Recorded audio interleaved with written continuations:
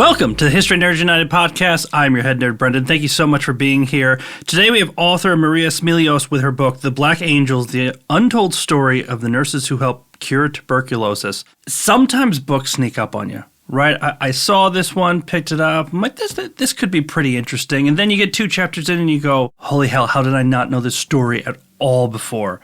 It's amazing. The book is amazing. I actually interviewed Maria for this a couple of months ago, and we were trying to figure out when to put it out. She said, Black History Month is probably a good idea. And look at us at History Nerds United being timely for once. But real quick, if you have not seen, we have a new History Nerds United YouTube channel. Please go check it out. All of the previous episodes are up there, and very soon we're going to start putting out History Nerds United shorts, where we just do a quick explainer of an amazing thing in history that you may not have heard of before. So please go subscribe, like, do all the YouTube things that people do. Okay, I'm going to shut up. Let's get to Maria. And here we are with author Maria Smilios, The Black Angels, The Untold Story of the Nurses Who Helped Cure Tuberculosis. Maria, thank you so much for coming on. Thank you for having me.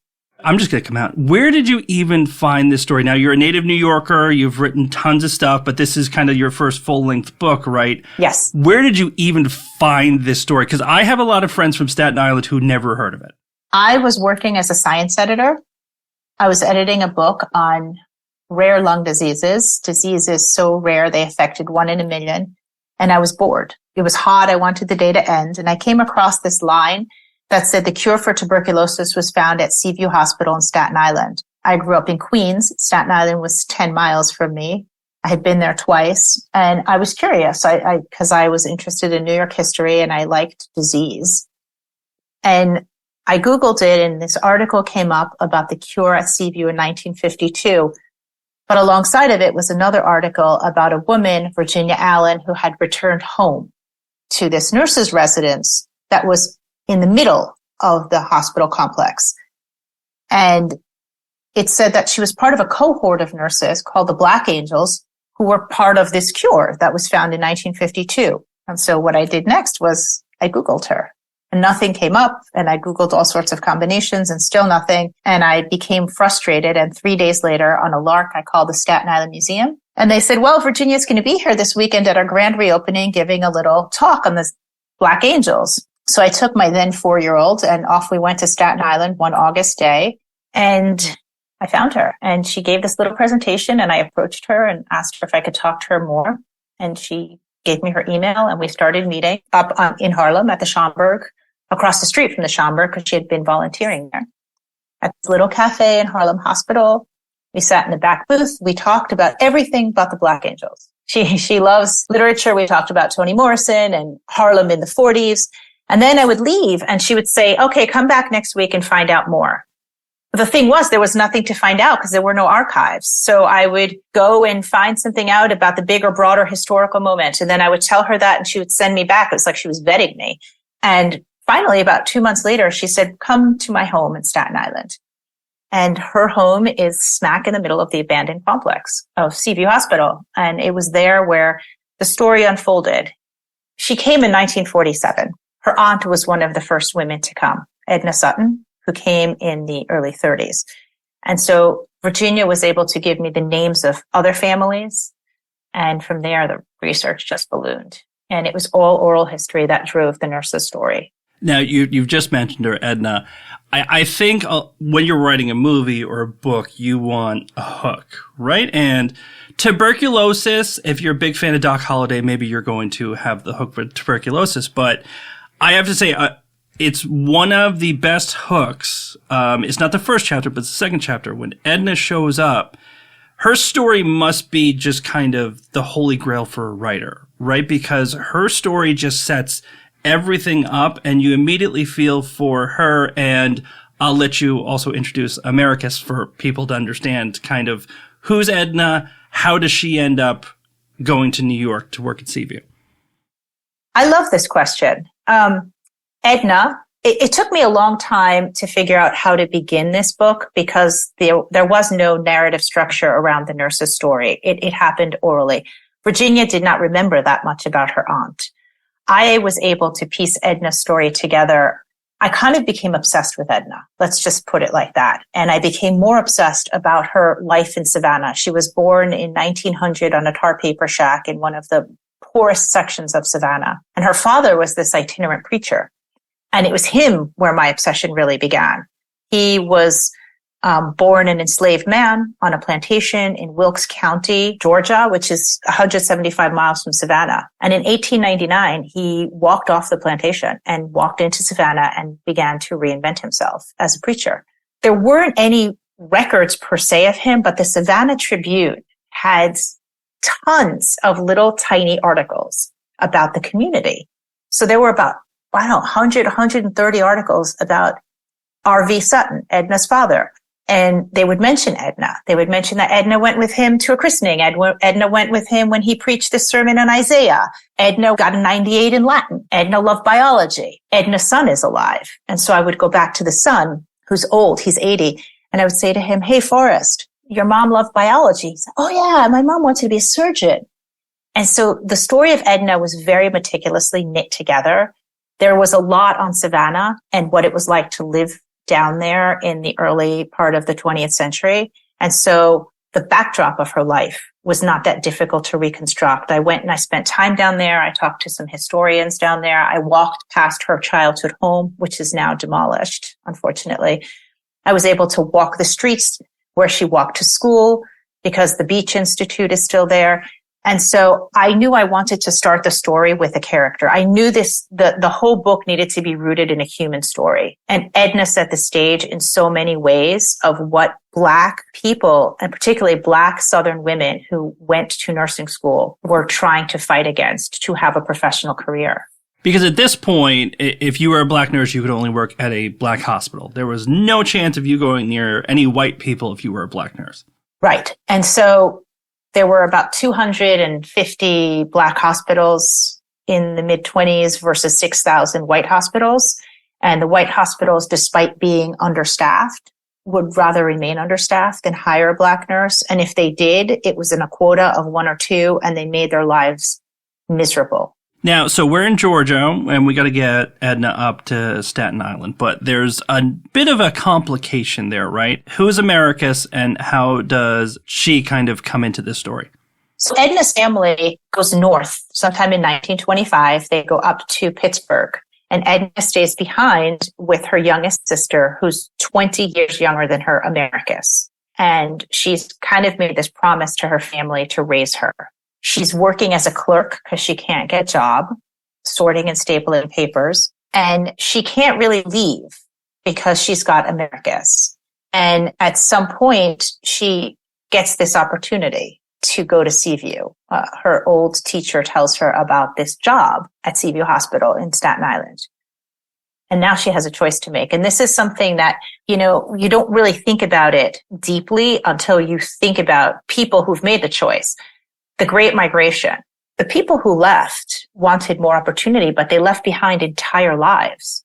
Despite living in the confines of Jim Crow, Edna had a life down there. She had a vibrant life. She had her community, her church, her friends, and she also had her dreams. And so she's presented with this option. And it's either stay and live within the confines of Jim Crow and let her sister grow up with the same rules and regulations that she did, or go north and risk your life in this municipal sanatorium with this incurable disease. And so she makes this choice to go north. But what the choice means is that she has to leave her sister with a brother in Washington, D.C. And so she leaves the sister behind in D.C. and she comes north alone. I mean, it feels like the first episode of a Netflix show, right? A woman who can do so much. She's underemployed. She's facing this. She's facing that. She gets this opportunity. But effectively, she is Americus' mother at this point. And she makes a decision. And in order to go up there, she has to give her up. People are crying by this point in the episode. I'm telling you right now. I hope so. I hope it becomes a Netflix show or a movie and people cry because she's they all were extraordinary. But I just love Edna. I had about 15,000 words written on Edna and her father. And I think it got cut down. I think that chapter is like 4,700 words. I'm going to give my best effort not to make fun of Staten Island, where the editor to this podcast was actually born. I'm going to be a little bit more mature than that. What does Staten Island look like at this point, right? Because right now people are thinking New York City, Staten Island are one of the 5 boroughs. What does it actually look like at this time? What would Edna have seen when she got to Staten Island? So that's a really interesting question because Staten Island at the time was detached from the city. There was no you had to get a ferry. Now there's a bridge that connects it to Brooklyn. And it's only 5.2 miles from New York Harbor to St. George, the terminal. New York loved Harbor Island, and they used to put lots of different hospitals on them. There were hospitals for, at the time, what they called, the people who were criminally insane, asylums, orphanages. And nobody really lived on these islands. Staten Island was different. People did live there. There were about 480,000 people. No, actually, not 480,000 people, way less. I think there's 480,000 people now. It was very unpopulated, Staten Island. It was agrarian. It was farmland, cows and chickens and vast open spaces. It was bucolic. It was beautiful. It was green and lush. And then you had the mouth to the Atlantic on one side and New York Harbor on the other. You could see the lights of the city twinkling. So it was very magical. As I say, when Edna gets there, she sees these quaint houses with little country kitchens. But it had a dark past. Staten Island had a quarantine station in the mid-19th century, and it got burnt down by the residents because they believed it had this miasma of disease coming from it. And so when Seaview was built in 1913 on Staten Island, people were not happy. The people who had experienced the quarantine station, many were still alive. And so you could walk the shore and you'd get like a tibia or half of a skull coming up because they were also buried. The people who died in this quarantine station were also buried there. When Edna arrives, she arrives in this like beautiful bucolic place where there's the smell of brine in the air because it was all oystermen fishing there. And there's this, it's laced with salt water, the air, and it's green and beautiful. And there are these people on the island who are not happy that there's Seaview and that there's Black nurses coming to their island. And so they believe that the nurses are contagious because they fling the disease everywhere. One nurse said that when you rode the bus, people moved away from us, like the disease was going to jump off of us onto them. And then there was also the color of their skin. People did not like that there were Black nurses coming to Staten Island. And then later that became the excuse for redlining the district up there. And I mean, amazingly, racism is actually kind of the minor villain in this one. The major villain is tuberculosis. So a lot of people died from TB. At this point in history, what is known about it? What is thought about it? You already mentioned people don't understand really how it spread or anything like that. What did they know about TB at this point in time? At this point, almost everybody knew somebody that had tuberculosis. 1 in 7 people were dying. It was a fear disease. It's Sturl's most potent. It was a disease that stigmatized, it ostracized people, and it killed at a very rampant rate. Particularly the people who lived on the Lower East Side. At the time, there was 80,000 5-story buildings housing over 2 million people. At the time, 2/3 of New York's population, and most of them were immigrants who had come off of these grand liners and made their way to America for a better life. And so the city couldn't stand the people that lived down there. They believed that they were harbingers of disease. They were uncultured, they called them uncouth, immoral. And so what they did when tuberculosis started to spread, because they were living in what Jacob Riis called fever breeding structures, in these apartments, 300 square feet, 10 to 12 people at a time with no air, no sunlight, no windows that opened, they got sick. They built Seaview, as the Commissioner of Health had said, as, quote, a necessary precaution to protect those who don't have tuberculosis against the carelessness of those who get sick, end quote. So they quarantined them on Staten Island and they sent them to Seaview. And they were considered second-class citizens, expendable. That's where the kind of heart of the book is, like who lives, who dies, who deserves to live, who deserves to die. And so they staffed the hospital with nurses who were also considered second-class citizens and expendable. And TB is a very strange disease. I really love the way you kind of explain it. You could have it, and it could not kill you. Or it could wait a month to kill you. It could wait 10 years to kill you. Or it might come and then almost kill you, and then just basically go into almost a hibernation. Mm-hmm. There wasn't something that you can say, all right, like you have this is going to happen on this timeline. Each person, it seemed like it was almost a personal disease. Tuberculosis, the microbe, I say is an arrogant microbe. It's wily, it's stealth, it's beautifully rendered to kill and to torment somebody and do it in the most torturous way possible, very slowly. So the symptoms do not come on strong or they don't come on overnight. They don't rage like, bubonic plague where you're full of pustules and the buboes and you're oozing. TB, you can have it and then it could take weeks before you start to feel a listlessness, a cough, but you're contagious and you're spreading it. And that's the problem with it, that you don't know. Think of COVID, you don't test positive maybe until day 3 or 4, but you still are contagious. Well, TB is like 300 times COVID, because it's going on for a longer period of time and your viral load is getting heavier and heavier. And so by the time you're diagnosed, you're pretty sick. The average stay at Seaview was a year. Medical cards that I looked at showed people 600 days, 800 days, over 1,000 days, over 3 straight years at Seaview. The problem with tuberculosis is that it consumes you. That's why it's called consumption. It consumes you from the inside out. The microbe gnaws away at tissues, at bones, at muscles, and it begins to, in the lungs, it pulverizes them, it liquefies them. In the brain, it causes lesions. In the kidneys, your kidneys become these 2 shrunken nodules. And so when they say consumption, it's literally consuming you and you end up wasting away. And these are the mythologies behind tuberculosis that, it's a coughing disease. It wasn't just a coughing disease. It was a disease that rendered you completely, it wasted you.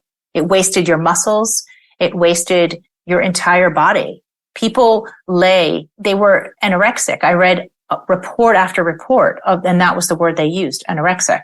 It was a horrible way to die. And it took a long, long time and there were no drugs. This is before the advent of one antibiotic. And I mean, luckily at this point in time, right, all of the safety measures that nurses have today, they had then, right? Everybody was nice and, gloved up and face masks and everything, right? So they were protecting the nurses, right? Not at all.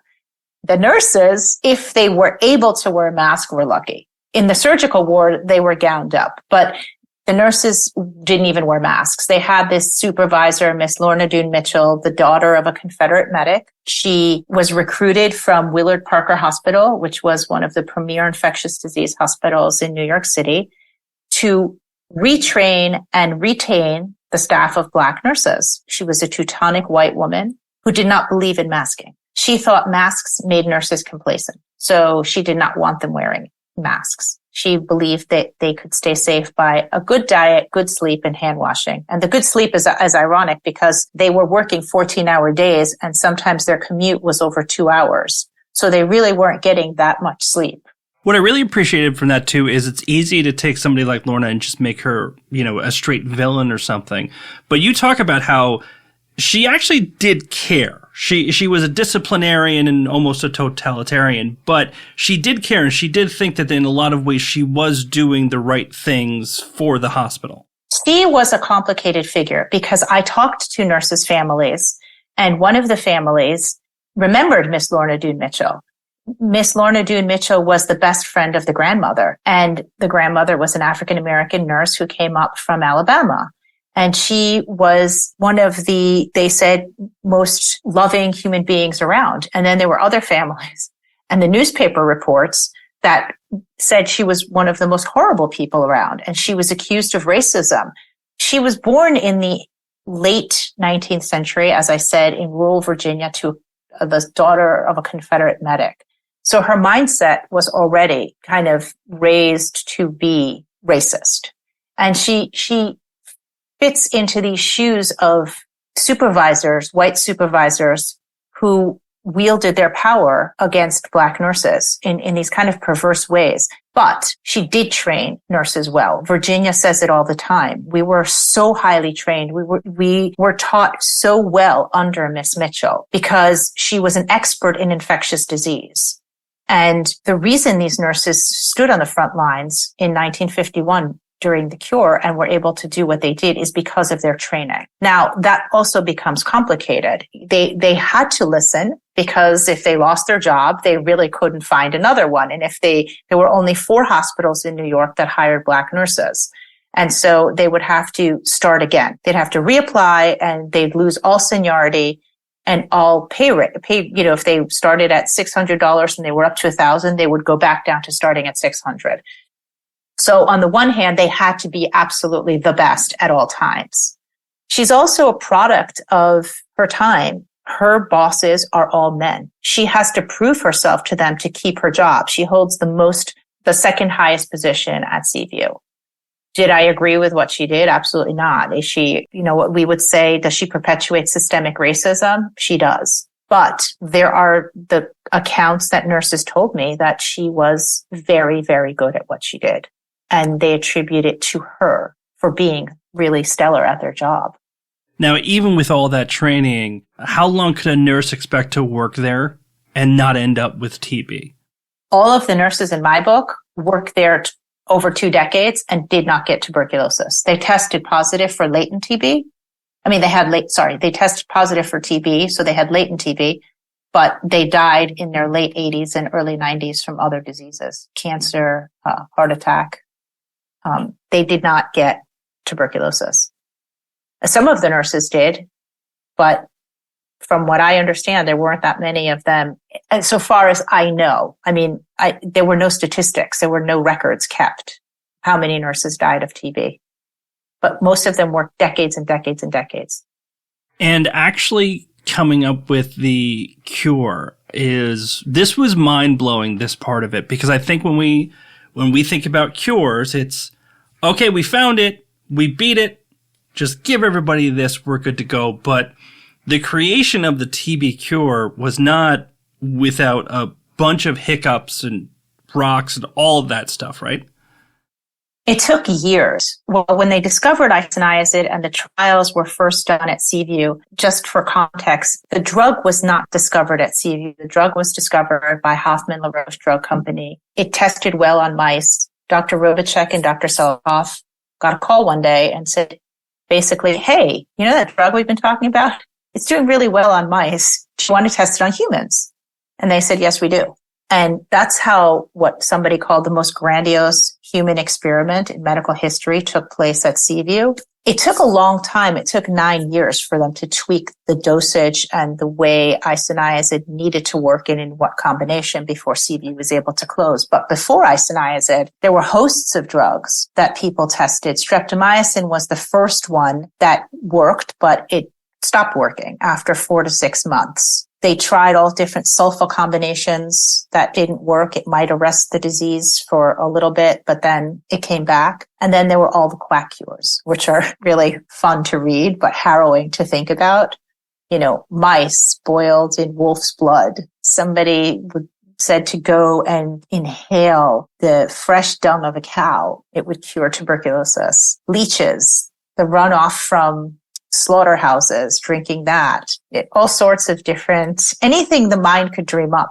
And people were desperate to get well. And so they tried it because they wanted the disease gone. And I think that's the most important thing. All the quack science and pseudoscience was out there because people really wanted to get well. The trial and error is horrific to read about because, we really only touched on Edna, but there are so many different characters in the book. Listen, I just sat there thinking, oh boy, if the FDA was around for this and was actually watching this, they'd be like, you need to stop this right now. It looks like that person is kind of boiling their own skin type thing. Mm-hmm. And, at the same time, as you said, they do figure it out. But it was a really harrowing start to these trials because for some people it seemed like you're cured, going home, everything's fine. For other people, it was hell on earth. Yeah. So one woman had said, if they had offered us arsenic, we would have taken it. And that was the desperation of people. They were at the mercy of the gold standard at the time was surgery. And these surgeries, the names were terrifying: thoracoplasty, lobectomy, frenetic nerve crush, pneumothorax. And they would go into surgery. And as I described, the surgeries turned into butchery. Ribs were being sawed off 6 to 8 at a time. the chest cavities were being punctured and filled with ping pong balls and wax packs to keep the lungs collapsed. And when you offered people a pill or a remedy that wasn't going to carve them up, they were fine with it. But the doctors too were working with trial and error. There were no such things as clinical trials overseen by government agencies. It was a kind of free for all. It was a gentleman's agreement that we're going to do this with some shred of morality. And that wasn't always the case. Robichek was an extremely moral doctor. And I think the doctors at Seaview were way more moral than a lot of other doctors. And his son said to me, so Robichek lost his father to tuberculosis, and that's what altered the course of his life. He watched his father suffer for many, many years, and he never got paid, didn't get paid a cent. All those years that he worked at Seaview and he was the medical director, he made his living off of his own practice. He believed that nobody should capitalize off of disease, especially tuberculosis. He made his money from private practice. If I can get you into a time machine and send you back to that time, who would you want to talk to the most? I gave you 1 hour with somebody from your book, and you can ask them anything. They're going to answer truthfully to everything. Oh. Who would you want to talk to, number one? I actually want to take Edna off the table because I think she's an easy answer. It's too easy. I'm going to make it hard on you. Somebody other than Edna. That is a really hard question. It's between Missouriya, who's the other main nurse in my book, because she's the one who encountered the Nazis. She's the one who encountered these terrible scenarios with redlining with the people who did not want her. She wanted to move into a house on a block where there were 5 white families, and they signed a petition to not allow her to move in, or one of those trial patients. But I did talk to the trial patients, so I'm going to take them off the table.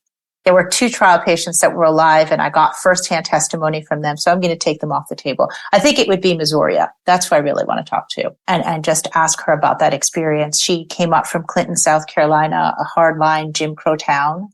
She wanted to integrate the nursing profession. She was an activist and a fighter and had this extraordinary passion for justice. And so I think it would be her that I'd want to sit down and talk to. What is it like talking to actual patients who can really give you that firsthand account? Were they people that were just like, oh yeah, I'll tell you everything. That was a crazy time. Or, I mean, there's a lot of trauma here. Is that a harder conversation than you would think? Believe it or not, Mamie Daniels or Mamie Blair had this rapier memory. What she remembered was extraordinary, and she described in great detail these fever dreams that she had. You know, her father was a gravedigger at the Frederick Douglass Cemetery, and she said she spent 6 months lying on her back, just looking at the window, watching the sky change colors and falling into these fevered states where she would hallucinate, and she would see like the Virgin Mary come to the foot of her bed and, you know, Bible quotes floating around. It was really, really intense listening to her, and she just talked. And basically that part of the text is her testimony, almost straightforward. It's been edited to flow narrative because her mind would go off in different directions. But that is basically her firsthand testimony. The other patients, I kind of turned their lives upside down. Milagros, I called the family, and she had never told her family she had tuberculosis. She was 90, and she harbored the secret for almost 60-something years. And the only reason they found out is because the daughter answered the phone one day, and she was so stigmatized from it. And it was very, very moving to hear her finally, when she agreed to talk with me, tell this story. I mean, there's just so many stories like that in this book. I feel like everybody should want to read this, but I'll ask you this. I ask every author. There are some people who are very misled who say, oh, history's boring. That's a class I took. I passed that class. I don't need to read it. Okay. If I put one of those people in front of you and they said, why should I read The Black Angels? What would you say? Well, I would tell them the first thing I would ask them is, why don't you want to read a book about history? And hear what they had to say. But then I would just ask them if they could read the prologue. I wrote this book for that type of an audience, for people who think history is boring. And I think a lot of times people think history is dry and boring because there's no human being at the center of the story. And this story is all about human beings. It's about people. It's not just a bunch of dry facts that you're going to get. And so I would ask them to stop for 1 minute and just read the first 2 pages, which the prologue sets up the story with that it is a human story. And I think that's the best that I could do, to try and strong arm somebody, or maybe not strong arm, like pull them into history. I mean, there's so many books where you read, I'm thinking of The Warmth of Other Suns by Isabel Wilkerson. Now that story is the whole story of the Great Migration, but it's a human story. There's people involved in it. You follow their lives. You follow the narrative of what they went through, and you connect with the story in so many ways. And this story is about people who just want to live a free life. Well, it's wonderful. Maria, I loved it. Thank you so much for coming on. Thank you so much for having me. And that's it for this episode. Maria, thank you so much for coming on. The Black Angels. The book is amazing. Seriously, go out and get it. In the meantime, hit us up. Instagram, Twitter, Facebook, and our YouTube channel. Like, subscribe, throw us comments. Thank you so much for listening. Until next time, stay cool, nerds. History Nerds United.